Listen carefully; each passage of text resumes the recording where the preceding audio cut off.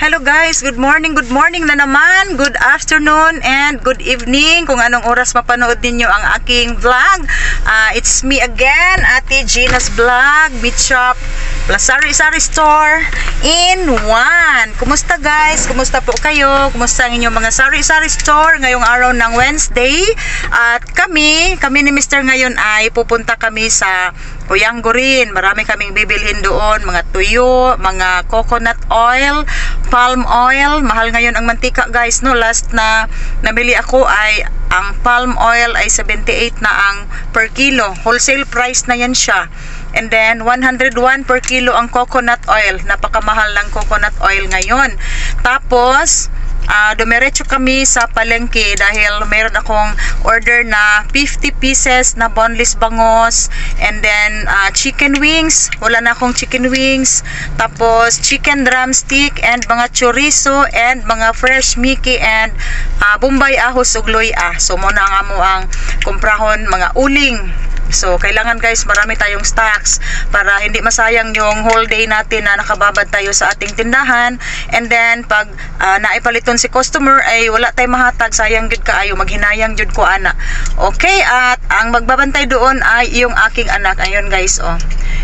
Siya yung hinihintay niya akong makalabas dito sa aming garage kasi siya yung magsarado sa gate. And kasama ko ang aking mother. Ma, hello ma, shout out, say hi to my vlog mother. Yan yung mama ko guys, dinala ko kasi walang tao dito. Close muna ang aking Sari-Sari Store dito for ano lang siguro, pinakamataas na ang 4 hours. Okay, and thank you so much guys ha for watching again my YouTube channel. Sa aking mga viewers, sa aking bagong viewers, sa bagong subscribers, thank you so much talaga. Thank you from the bottom of my heart. And keep on watching guys dahil mag-update na naman tayo sa ating mga kaganapan ngayong araw ng Wednesday. And see you on my next vlog na. Bye bye.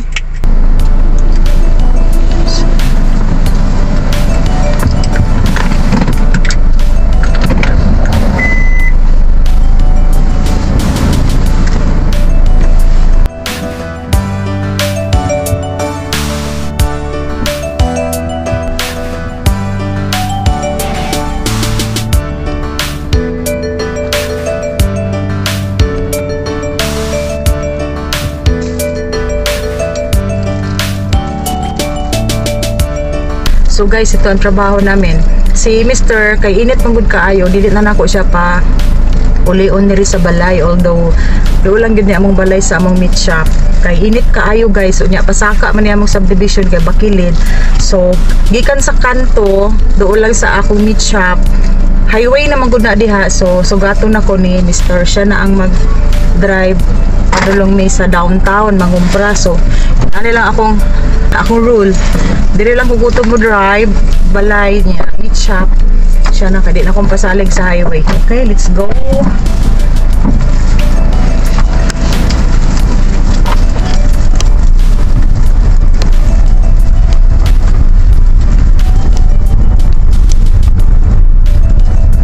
Be, sa balay lang ang klase ni mo be.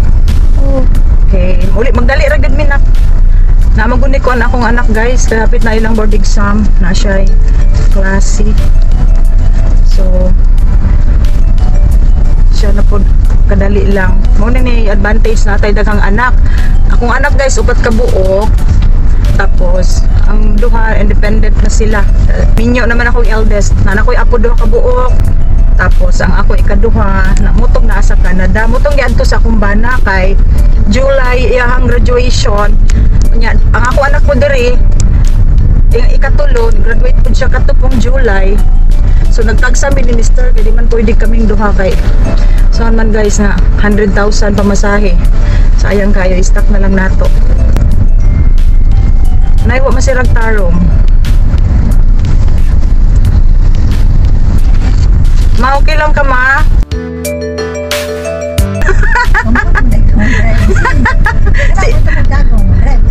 Dili ko eh. Kapoy man mag-drive bisag automatic ni ma. Pero kursunada na gyud ko magsalig mangugo kay naman si Jerry, na si Jeremy. Kursunada na ko mag-drive. Kato laging na si Jerry sa Canada og wala si Jeremy, mapugos jud ko ato og drive.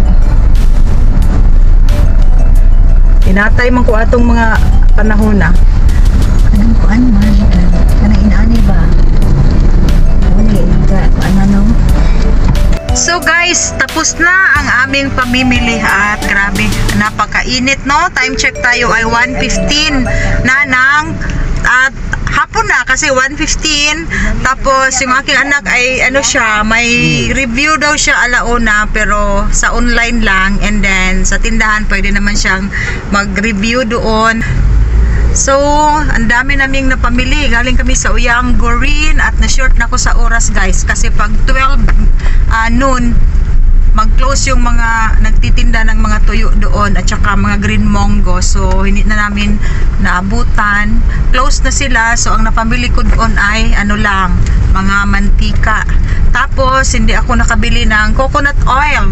100 per kilo sa isang suki ko. Doon sa isa ay 101. And then, ang palm oil niya ay 75. Last na pagkumpra na ako kay 78. Dihat sa kuan pang kay 75 lang. Barato rin lagi dito.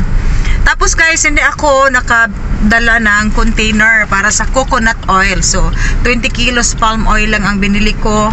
And then, dumiretso kami sa palengke. Nag-pick up ako ng boneless bangos, 50 pieces. And then, may nag-complain sa akin dahil makati na daw yung aking boneless isinoli. So, nag-complain po ko dito, ko giulian ko og katol na bangos kay dili bagoy mong gihatag niya na po kong giulian og duha ka buok karon. So nagiging 52 pieces ang ating boneless bangos, and then worth 2,600 yung aking skinless na pork chorizo. Meron tayong tinain ng baboy, and then meron din akong barilis pang kilaw guys, 290 ang kilo. Tapos ang bigay sa akin ay 280 lang kasi sabi ko ibebenta ko yun siya. So bali 1,000 pesos lang yun, and then ako nang mag-slice, i-re-rep ako yun at ilalagay sa freezer. Tapos meron din akong bangus, medium size lang. Yung malaki ay 170, ang bigay sa akin ay 160.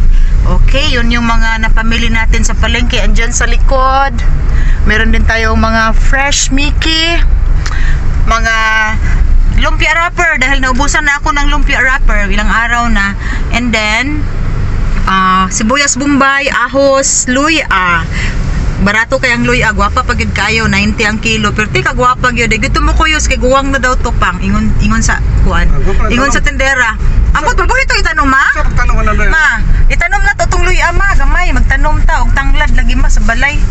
Tapos, unsa pa man to akong ipamalit, 10 kilos chicken wings.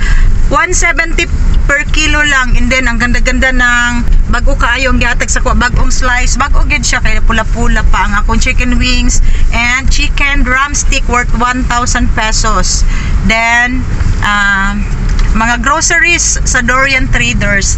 Ang sadya ko doon guys sa Dorian Traders ay mamili lang ng Super Q na bihon, yung malaki, kasi sa Lots for Less medyo mahal, 37 per pack yung malaking Super Q na bihon sa Lots for Less.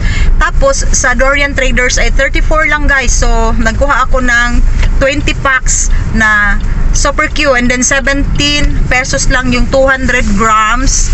Sa Lots for Less 19. So malaking bagay na nakasave tayo kasi pag mamili kami ng mantika, doon naman talaga ako sa Uyang Gorin. So dumiretso na ako sa Dorian Traders.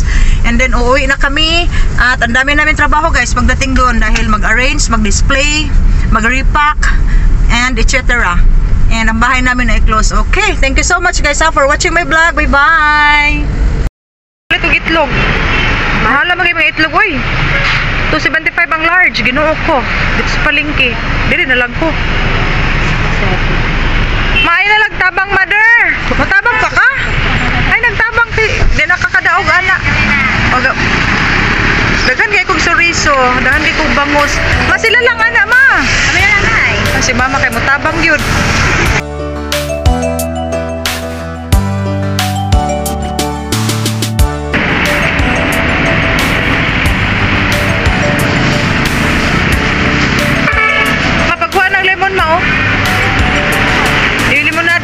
Sa balay. Wasa na daanday ang akong barilis.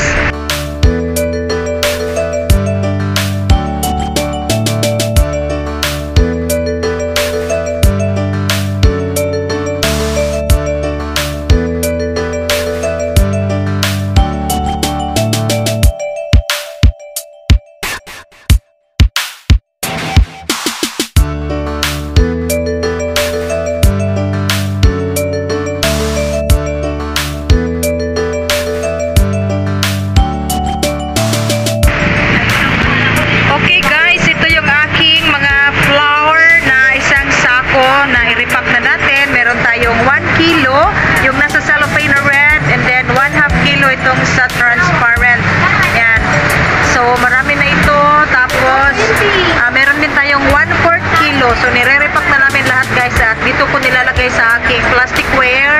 And then may takip yan siya para hindi bubutasan ng mga ipis and mga daga, no? Pero dito, sa awa ng Diyos ay wala nang daga dahil ako nang ipatay tanda na mga ipanghiluan. Char. Okay, at ito yung aking palm oil ngayon. So, yan na lang. May naibenta tayong 1/2 kilo. So, apat pa lang ang aking na-repack na tig 1 kilo. At ito yung presyohan natin. Ang 200 grams ay 20 pesos lang guys. Kasi pag paabutin natin yan ng 1/4 ay magiging 25 plus na ang ating presyo. So, medyo mabigat na sa bulsa ng ating customer. So, ang ginawa ko ay nagre-repack ako ng 200 grams, 20 pesos. Tapos, 1/2 kilo, 46 and 89 lang pag 1 kilo, no? Yan guys, to. Iba talaga, iba-iba ang aking presyo kasi pag 500 grams ay import na yan siya dahil gagamit tayo ng makapal na cellophane and then trabahoso na siya. So, 46 pesos ang aking 1/2 and then 89 kibali, wholesale price ko na yan siya. So, yan yung ginagawang diskarte natin para tayo ay kumikita dahil sa repacking, malaki talaga ang ating ginansya pero trabahoso yan siya. So, dito din sa aking flour, ang ating puhunan, pag isang sako guys, alam ninyo ay nasa 33 pesos lang. And then, ang bili ko dito, kasi may nag-wholesale dito ay 46 pesos. And then, kami na ang magre-repack. So, nag-try ako doon sa Dorian Traders kanina. Nagtanong ako, 810 lang ang isang bag. And then, 25 kilos. So, eto siya. Kibali ang ating puhunan ay 33 pesos lang. So, ang laking nasi-save ko kasi 46 ang wholesale price dito. So, isang sako na ang binili ko kanina and ang lakas ng ulan guys. Malakas na malakas. Time check tayo ay alas 8 na ng gabi. So, ito, nire-repack pa ni IC yung natitirang nasa sako. So, yan na lang guys. So, wala nang laman yung sako. At yun na lang din ang ating mga karning baboy. Kanina, yung ating karning baboy ay 40 plus. Kilos lang pala guys. So, yan na lang ang natitira na i-display ko na lahat. And, ang lakas ng ulan guys. So, ang lakas ng ulan. Lingaw na diri kaya nag-ulan. 8 p.m. At meron tayong customer. Kahit maulan. At mamaya ay mag-close na kami. Gang, pili na gang. Thank you gang. Okay.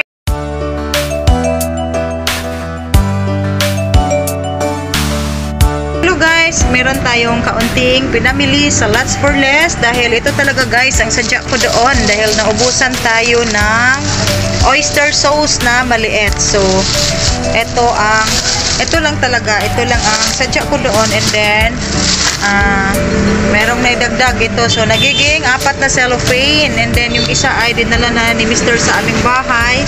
Tapos, meron silang guys, ito guys, bagong packaging, medyo malaki na siya.